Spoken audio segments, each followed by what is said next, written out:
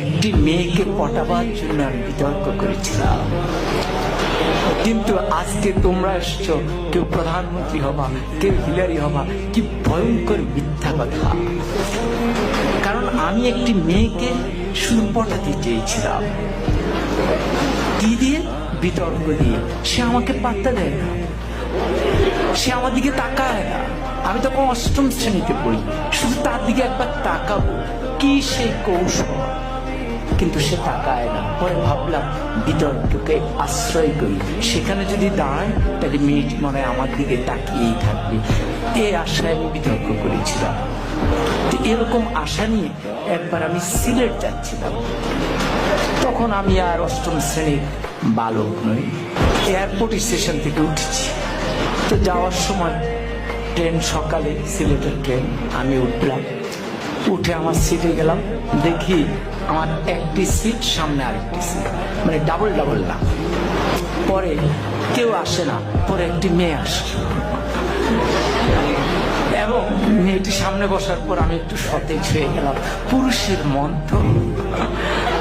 পরে মেয়েটি দেখলাম সাদা গাউন পরা, আমি বুঝলাম সে সিলেট মেডিকেল। তাহলে ভাবলাম যাক, মান সম্পন্নই হয়েছে।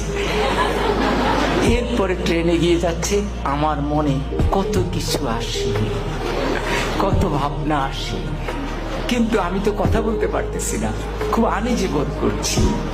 কি করব? ট্রেন যায় ভিড়ল আখাউড়া স্টেশনে।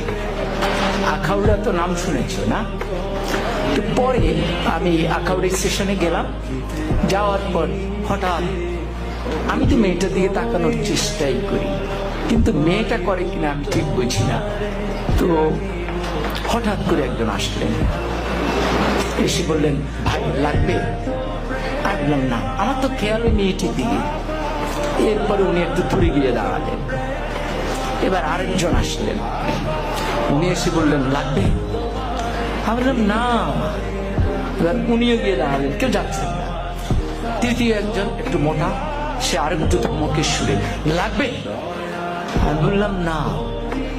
এরপরে চতুর্থ জন আসলেন, উনি এসে বললেন, ভাই লাগবে তো? আমি বললাম না না।